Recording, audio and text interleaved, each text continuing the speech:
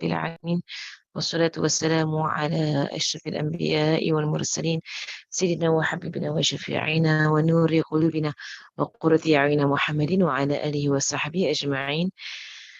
نوينا تعلم وتعليم وتذكر وتذكير النفع والانتفاع والإفادة والاستفادة والحث على التمسك بكتاب الله وسنة رسوله صلى الله عليه وآله وصحبه وسلم، ودعاء إلى الهدى ودلالة على الخير ابتغاء وجه الله ومرضاته وقربه وثوابه سبحانه وتعالى، مع لطف وعافية برحمة يا أرحم الراحمين.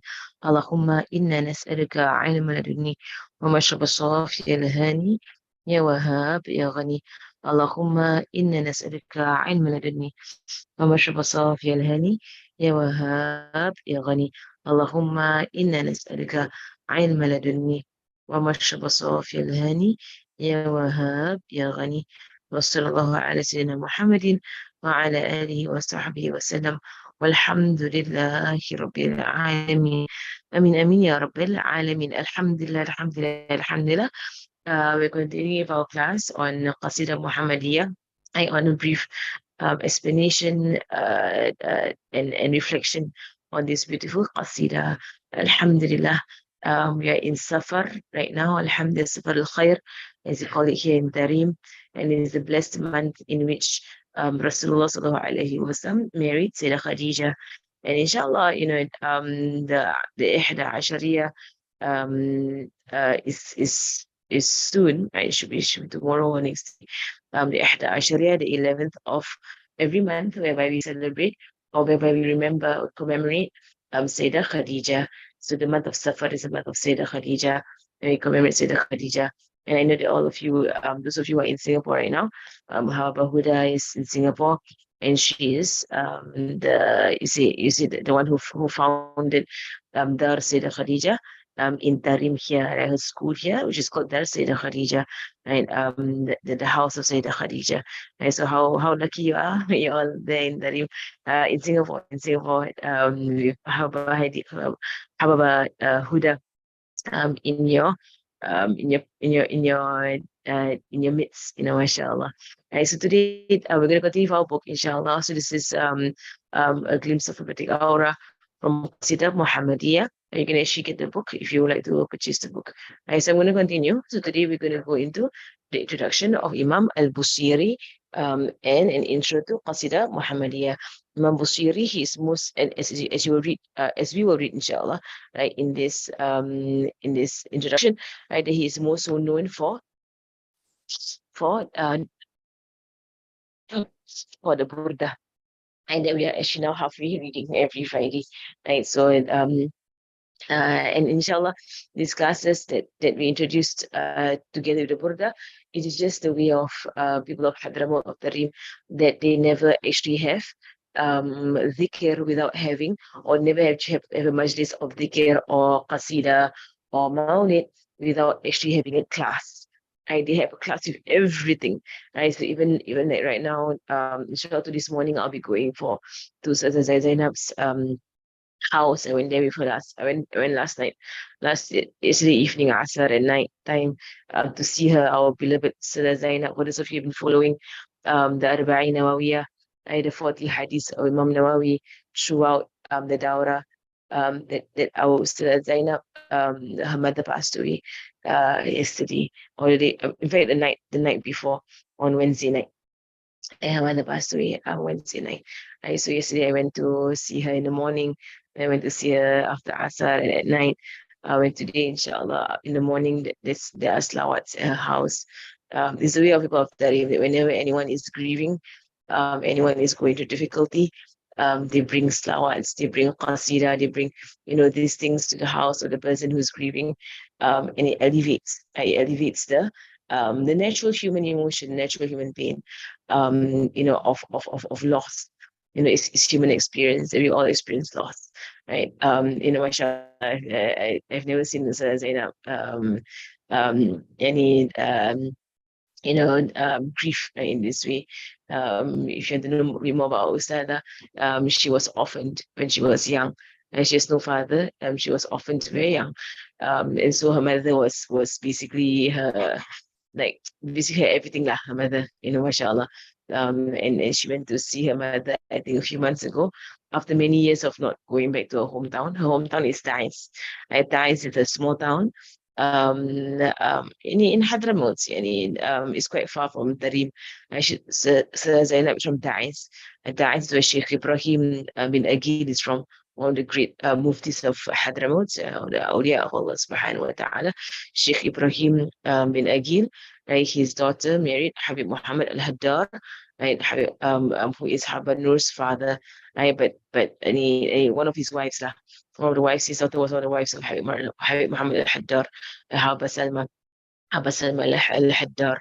Right, so mashallah, inshallah. So inshallah, are we going off to see Ustad? But just to mention that, qasidas, we're going to read a bit more inshallah today, but just to say about the beauty of qasidas, the beauty of slawats, the beauty of singing, in Islam. And it's just that Islam recognizes that singing and music, just having beats and everything, if it's done correctly, if it's done properly, taken from the awliya, from the ulama, from the salihin, that it has a healing effect.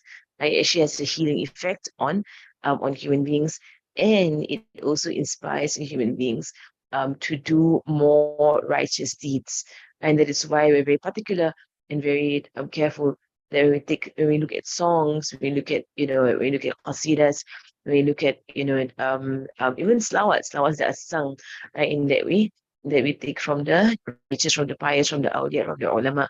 I'd be very, very careful about doing that, because they have the beats in which they put in, right, or the tune in which they compose, right. It is with the intentions of the awliya, of the ulama, right. It is with the righteous, the righteous um, it is with the resonance that's going on in them. And that is why you find yourself that when you come to these majalis, you find yourself as a foremost healing, right? Healing from any form of grief, of difficulty that you're going through. You also find a cleansing of inclination towards sins, and you also find a pulling, or an urge, right, to do more righteous deeds. And this is you see that the entire miracle, you see, the karamat, right, of the awliya, the ulama. It is said that, Imam al-Haddad, any one of his books can bring you to Allah subhanahu wa ta'ala. And in fact, some of the scholars comment on that and say that, you know what, even any one of his qasidas, not just his books, Imam al-Haddad, but his qasidas, any one of his qasidas brings you to Allah subhanahu wa ta'ala. Stick any one of his qasidas and you reach Allah subhanahu wa ta'ala. Mashallah, the diwan Imam al-Haddad. The other day we had how Ustaz Zainab at the end of the Arba'in Nawawiyah, the 40 hadith.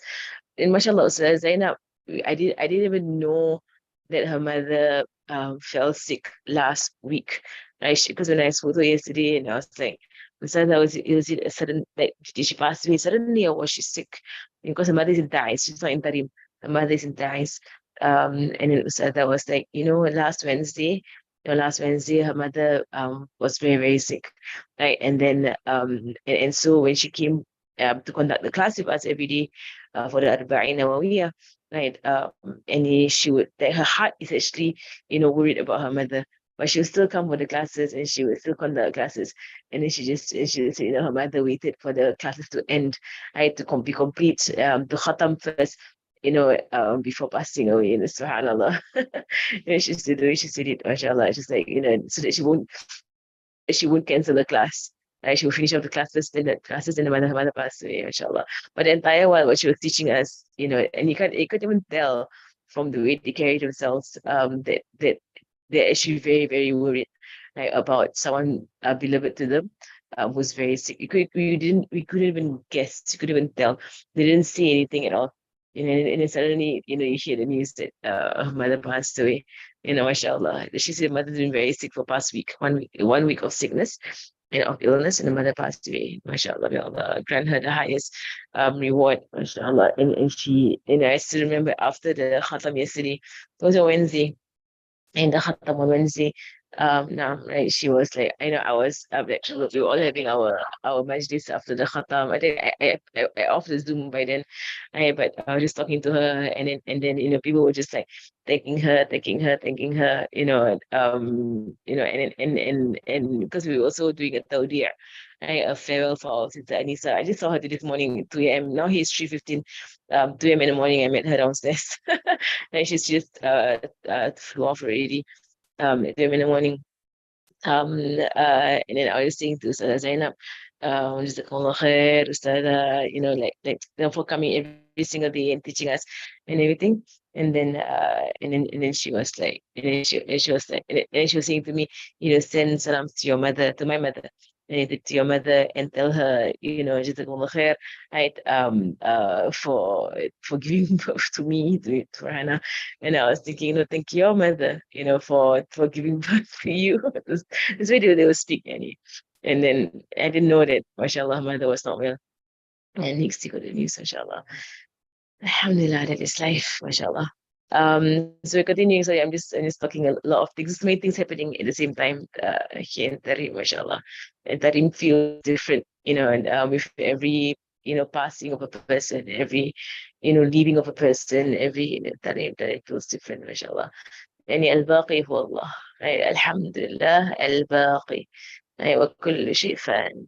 The only one that remains is Allah subhanahu wa ta'ala, and everything else will be annihilated. Right? As our sister Anisa was saying, that al-uns billah, that is the sweetest thing in your life, al-uns billah.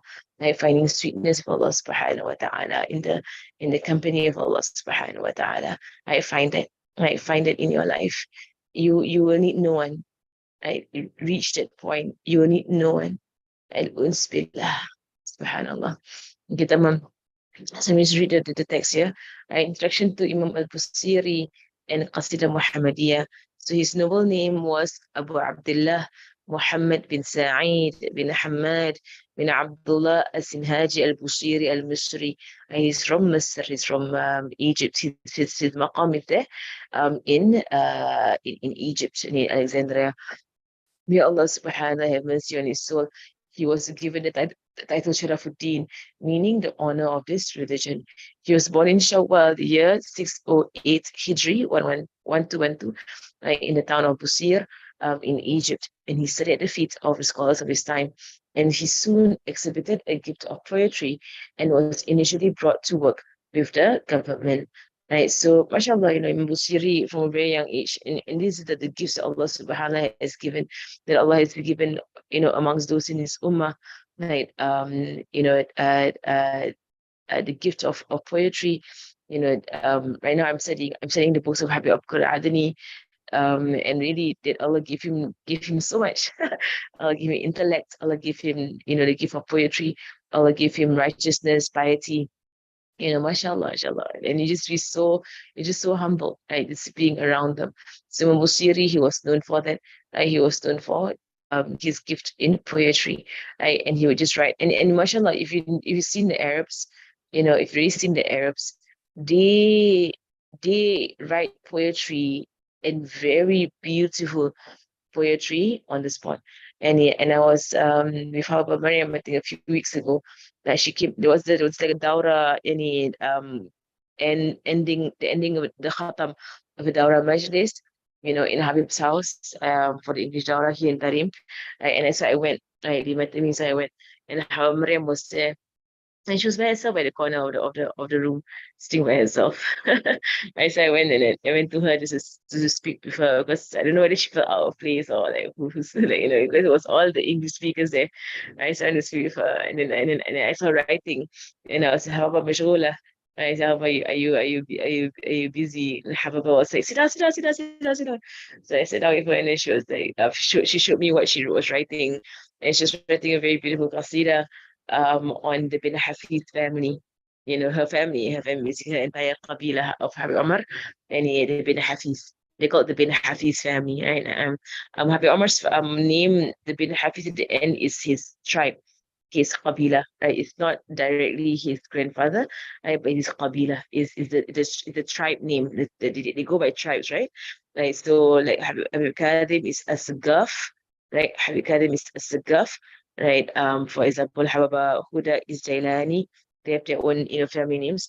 Habib Omar is bin Hafiz. In case you ever wondered what is Habib Omar's family name, his family name is bin Hafiz, right? It's Habib Omar, Omar bin Muhammad bin Salim, right? And they put bin Hafiz. He does have a great grandfather named Hafiz, but he's bin Hafiz is actually his Qabila. Qabila meaning the family. So yeah, also she was writing an ayah poetry, and it was like several pages long, on the bin Hafiz family. And she sang it to me. She was like, I was rushing off because my husband was waiting for me. And then her was like, no, no, no, wait, wait. And then she sang to me, the qasida that she wrote. And it's really so profound and so nice, so beautiful, mashallah. And she actually has a book, however, Maryam, which is a book whereby she writes her qasidas on Darul Faqih, she writes on her father, Habib Mashhur, so many qasidas that she has written on Habib Mashhur, her father, and then Habib Omar himself is a diwan. Habib Omar is a diwan. The Bin Hafiz family, they are known for their qasidas. They can write qasidas, like you say, a spur of the moment. Just write like a beautiful qasida. Right? So Habib Umar has a D1 as well. He has an entire collection of qasidas that he wrote, mashallah. Right. So anyway, I was going into that because I needed the gift of poetry. I had the gift of poetry in a person. Right? So I've seen it in my own eyes that people who have the gift of poetry, whereby they don't even think. They don't have to think. Right? It's just like it just comes out of them so naturally. Mashallah, there's one story, and then I'll continue my class. There's one story how Maryam, she came to Mujib Mihdar. Right? So Mujib Mihdar, is the one with the highest pillar. Alhamdulillah, I hope that most of you went through the Dawra. You have heard us tell you all this stuff and follow us on our ziyaras. Yani, so we went to Mujib Mihdar, and this high pillar there in Mujib Mihdar. And then in the highest minaret upward, the highest mud minaret in the world is the one at Mujib Mihdar. So it's always locked. The minaret is always locked. No one goes into it. Right. So there was one time where I went there with a group of students. I wasn't there, she just told me the story. Right. She was there with a group of students, and then the guy who actually holds the key to the minaret happened to be there. Right. And so she said to the guy, she was like, open up the minaret for us. Let's go up, to the top level of the minaret, Image Mihdar. And the guy was like, no one's allowed to go up there. Right. We are preserving it. No one's allowed to go up there. Right. And then Hababa was like, no, no, no, no, just a few of us. Let's go up there. We'll give you whatever you want. Right. He just said, we'll give you whatever you want. And just let us go up there for a while. She tried to convince him. And the guy was like, okay, you're all from the Bin Hafiz family, right? Because she's from the Bin Hafiz family. He was like, okay, tomorrow I have a wedding to attend and I want to impress them, right? With some lines of poetry. Could you write down for me some lines of poetry for the bride and groom? And then I'll let you up the minaret. So however, on the spot, she composed an entire qasida for the bride and groom for the wedding. The guy was going to attend the next day, right? So she gave it to him, and then he was okay. He was content, and then he allowed them to. He unlocked the door and allowed them to go upstairs to the up the minaret, mashallah. But really, people, these people, it is really ilham from Allah subhanahu wa ta'ala. It's really ilham from Allah subhanahu wa ta'ala. It's an inspiration from Allah subhanahu wa ta'ala. Allah places in them. And there is a place, here in Hadramaut where Habib Umar composed the ulami'. The ulami', he says Maulid, right? There's a place in one of the towns whereby they still preserve it, and they still recognize it as the place. I haven't gone there. Inshallah, I intend to do so. Inshallah, I intend to go to the very place where Habib Umar had the ilham or the inspiration to compose the ulama, right? A maulid that has spread far and wide. It's probably the most popular one today, subhanAllah. right? And so now we're also, basking in the lights of the Burda, a very beautiful Maulid written. It is a Maulid, it's kind of like a Maulid in the Burda, only that it has no Qiyam. Right, there's no Qiyam in the Burda, but it does follow the style of a Maulid, right, whereby you speak about the life of Rasulullah sallallahu alaihi wasallam, just that there is no Qiyam, right, in the Burda. Tamam. So that was the point. He exhibited a gift of poetry and I went off on a tangent. And was initially brought to work with the government because he was someone who was such an excellent, poet, like in his composition of his poetry, that the government took, kind of like cashed in on him, right, and used him for themselves. He eventually left out of fear for his religion, because working in the government it is this. I mean, already in his zaman, he saw so much shubha, he saw so much problems. There's so many problems working in the government. Right, in our zaman, even more, right, even more. And the righteous, it is known that the righteous flee working in the government. The righteous, they just flee, they flee it, right? It is known that Imam Muhajir ilallah Ahmad bin Isa, right, he fled to Hadramaut. Why? Because he was in Iraq and the government, was offering him all kinds of positions to be a qadi, to be this, to be that, to be whatever, and he fled Iraq with so much wealth and so much money there. Right? So when you read the tarjama or the biography of Imam Muhajir ilallah Ahmad bin Isa, you were right. You read that he fled Iraq because of the fitna going in Iraq, and you're wondering what fitna was it? Was it war? Was it disease? Was it poverty? Was it no? The why he was fleeing was money. He was fleeing position and money that was going on in Iraq, and he was running away with the family of Rasulullah Sallallahu Alaihi Wasallam, knowing, right, that what is in him is more precious. The precious what is in him is the zuriyat, is the family of Rasulullah Sallallahu Alaihi Wasallam.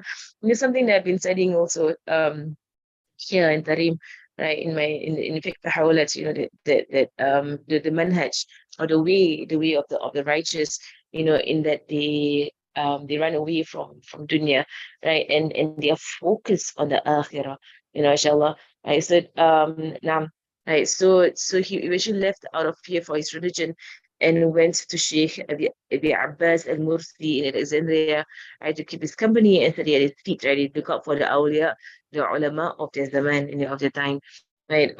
In his company, he gained tremendous spiritual openings and began writing poetry in praise of the Prophet. Sallallahu Alaihi Wasallam. See, Allah subhanahu wa ta'ala gives his ibad, his slaves, beautiful talents. And Allah subhanahu wa ta'ala has ghira. You know what is ghira? Like ghira is like a possessiveness, like a possessiveness. And Allah has placed all of these great talents in the service of the Ummah, in the service of the Prophet Sallallahu Alaihi Wasallam. Imam Ghazali was a genius, and there is none of the scientists, of our Zaman or previous Zaman. It doesn't matter what, who they are, like Einstein or Newton or that, whatever they are, no scientist has even, a fraction of the intellect of the likes of Imam Ghazali, of the likes of Imam Al-Shafi'i, of the likes of, Imam al-Bukhari and so on. Like none, because Allah gives the best intellects to the Ummah. Allah creates intellects, and Allah gives the best of them to the Ummah. Right? When it comes to poetry, composition, when it comes to, songwriting, right? No song in the world, right? No songwriter in the world, right? In every zaman, right? From the non-Islamic tradition, none of them come close, anywhere close to the songwriters and the composers, in the Ummah of Rasulullah Sallallahu Alaihi Wasallam, and what they write for Rasulullah Sallallahu Alaihi Wasallam. Right. So in them writing poetry and praise and love for and expressing their love for Rasulullah Sallallahu Alaihi Wasallam, nowhere in the world. Right, nowhere in the world, in no zaman, no makan, nowhere, no time, right, can you find a comparison, in any way or form. Like you might want, I won't always the word great, but you see, like the songwriters of today of our zaman, and our zaman is full of people find, obsessed with songs, obsessed with, writing all this stuff, right? And you should stay away from it. Right? Stay away from it. Stay away. Like now, I know this like it's disgusting lah. Muslims are getting into all these pop songs and whatever, and singing all these things that is so foul.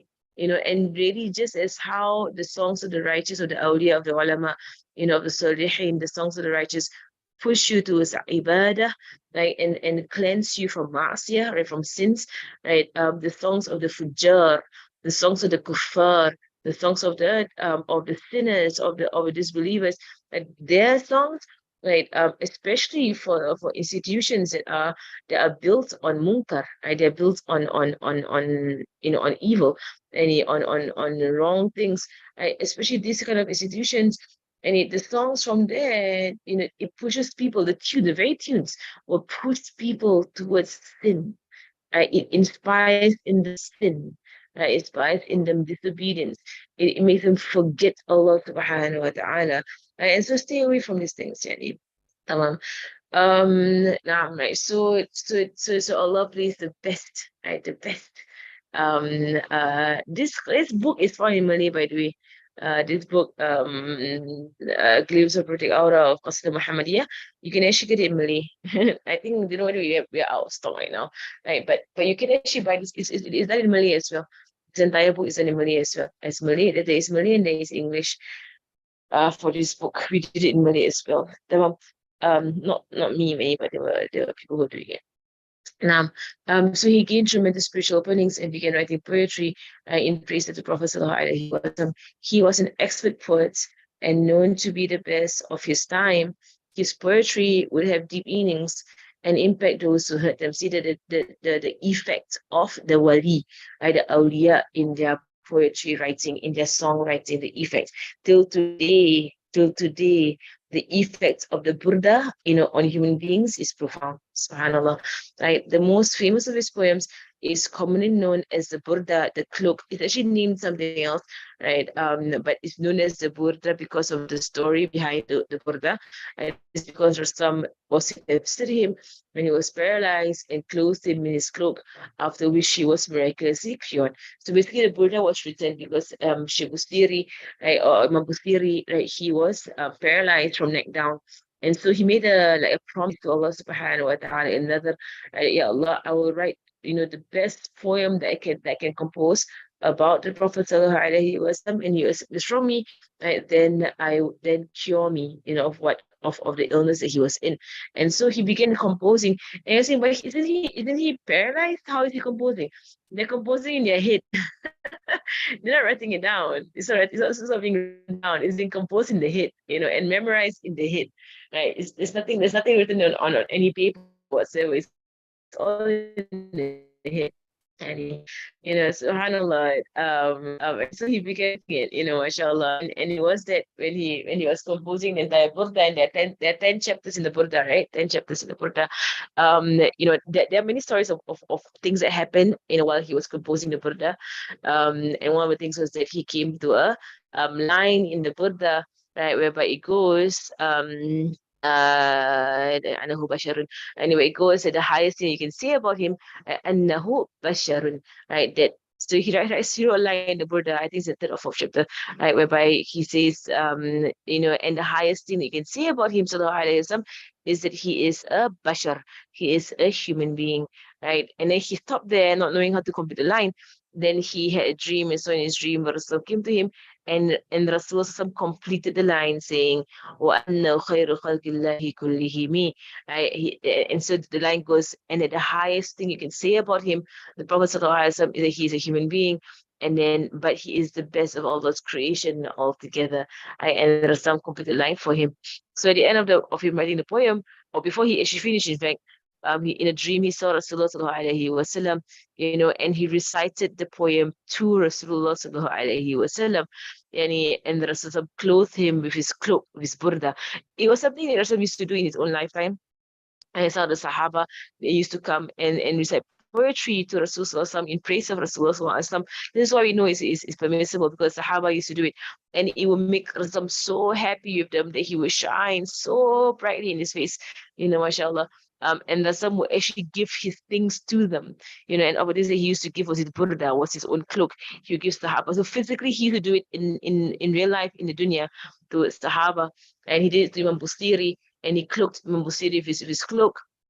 Right? Then Imam Busiri woke up and he was cured. he was cured of his paralysis, right? And so he went out the next day, he was sitting, and a man on the street stopped him, one of the awliya of the awliya, on the wali of the awliya of Allah subhanahu wa ta'ala, stopped him and said to him, give me the poetry that you recited last night. And Al-Busiri was like, what poetry? What do you mean? Because he was believing in Allah subhanahu wa ta'ala, he was not told to anyone that he wrote this poetry, the Buddha. Right. And the man was like, I was there in the gathering, mashallah. Because the awliya together, right? The awliya together. Right. So, this wali happened to be in the same gathering that Imam Busiri was reading the Burda to Rasulullah sallallahu alaihi wasallam. Because of the awliya, they meet Rasulullah every single day. You know how you have like, the Habaib, they go around and there's this crew of people following them around, of their close companions, they follow them around. Then the awliya, they are like that if Rasulullah sallallahu alaihi wasallam. So wherever he goes, they're following him. And then the Sahaba, the awliya, right, they're following him wherever he goes. So if he goes to Imam Busiri to hear the poem, they're all there. If Rasulullah sallallahu alaihi wasallam hearing the poem, if Rasulullah goes to a Maulid, to attend it, they're all there. And they're all there. Mashallah. The other day, who was it? I think it was it Hawa Maryam? Or her Hawaii. One of them, was saying about, I think it was Hawaii. No, can't remember who it was. Anyway, but we're at a majlis, I think, in Burda, and um, you were at Burda. And then Rasulullah comes to these gatherings, he comes to the Maulid, the Burda, he comes to Alaihi Wasallam. And so she was saying that there was one of the Maulids of Habib al-Habshi sent to Durar. It's a long Maulid, it's a very beautiful Maulid. I know it's read very much in Indonesia and in Singapore as well, right? They read Simple. So there was a majlis of Habib Ali Habshi, and it happened time of Habib Ali Habshi, and the Maulid was being recited, and Habib Rahman al-Mashhur. So Habib Rahman Mashhur, like he's actually from the ancestry of Habib Omar. So Habib Omar, his grandmother, she's from the Mashhur line. I said that so Habib Ali Mashhur is called Habib Ali Mashhur, right, from the maternal side, from the mother side, and the grandmother side, grandmother side. Grandmother side. So Habib Muhammad, Habib Zahra, Habib Zahra is Al-Haddar. So Habib Muhammad, his father is Habib Salim. Habib Salim has a few wives. One of his wives has Zuria in Singapore. I know Hababa Taiba, right? She's from Habib Salim's other wives, right? But Habib Salim has a wife who is from the Mashhur line, Noor, Hababa Noor, if I'm not wrong, Hababa Noor al-Mashhur, right? So she is the daughter of Habib Ali Mashhur, right? Who's a great wali, who is the son of Habib Abdul Rahman al-Mashhur, who is a great wali in Hadramaut, who lived in the time of Habib Ali al-Habshi. Okay, how you're following me in this entire lineage. I've been memorizing all this. I'm trying to get it, trying to finally get it, in all how the names go. So anyway, and Habib Ali al-Habshi lived at the same time as Habib Noor al-Habshi of Singapore. Habib Noor al-Habshi, Habib al-Habshi, who was Durar, right, lived in the same zaman. Then they knew each other. They actually knew each other in the world of the awliya, in the realm of the awliya. They knew each other. And there are stories, like how Habib al-Habshi would speak with Habib Noor al-Habshi in Singapore.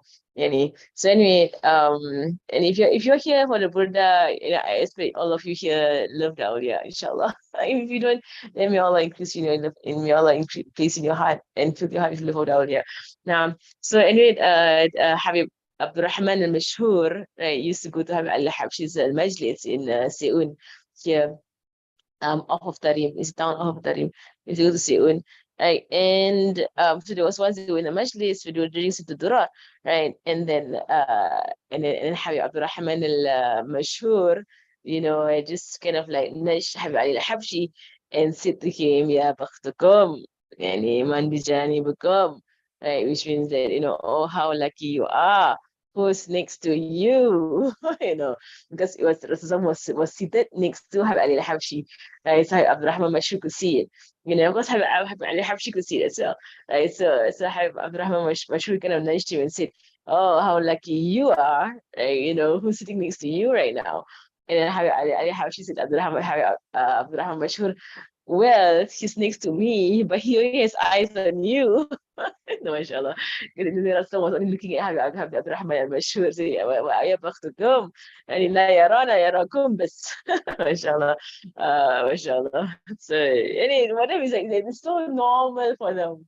They go into a masjid, they give salams to everyone, and they're just seeing Rasulullah right there. They see him all the time, every masjid. So anyway, the awliya, they are wherever Rasulullah is, yani, in the Sahaba, and the, Sayyidina Abu Bakr, Sayyidina Umar, Sayyidina Ali, Sayyidina Uthman, like, and they follow some around. And wouldn't you think they would? I mean, why wouldn't they? Right? I mean, if you're in the realm of the barzakh, if you're in the realm of the dead, right? Wouldn't you want to kind of like tag along and follow Nabi Muhammad everywhere he goes? I mean, wouldn't you? Right. I mean, already in the Zaman, right? In the world, in the dunya, yeah, the Habaib come to town in Indonesia, mashallah, like the hundreds and thousands. The world was amazed at what's going on in Indonesia. And I think for the Indonesians, adi, and it's so normal. It happens all the time. In Indonesia, and like you all have, people, you have this kind of crowd in Indonesia. But I think now, because it's being publicized and being broadcast all over the world, people are so amazed what's going on. And in fact, if you knew the beginning of it, during the time of the communists in Hadramaut, and none of the Habaib were traveling out to Indonesia at that time, and that Wahhabism, was spreading in Indonesia. Right? So one of them went to, Sultan al-Awliya, which was Habib Abdul Qadir Al-Saggaf, who is a sheikh of Habib Umar, sheikh of Habib Abu Bakr al-Adil al-Mashhur, and Habib Abdul Qadir Al-Saggaf. Right? One of the Indonesians said to him, Habib, people in Indonesia are losing the Ba'alawi way. They're losing, the way of the Ba'alawi, the way of the Ahlul Bayt of Rasulullah sallallahu alaihi wasallam, right? And then Habib Abdul Qadir al-Jilani said, I will send you someone who will revive it. I will send you someone who will revive it. At the time, Habib Umar was a young man, a very young man, and he called Umar, and say Habib Umar, right? He called Umar, go with the Indonesians to Indonesia, right, and do your da'wah there. Right, and ever since then, ever since with the ishara, with the guidance of his Sheikh Habib Abdul Rahman, Habib Abdul Qadir al-Saggaf, Habib Omar began going to Indonesia, and it began very small. It began very small, right, and then it boomed. Subhanallah. In Singapore, same thing. He came, I think, it's like 10 years ago when he came. It was a very small majlis, and it boomed. Subhanallah. Same thing with the awliya, the ulama, all over the world.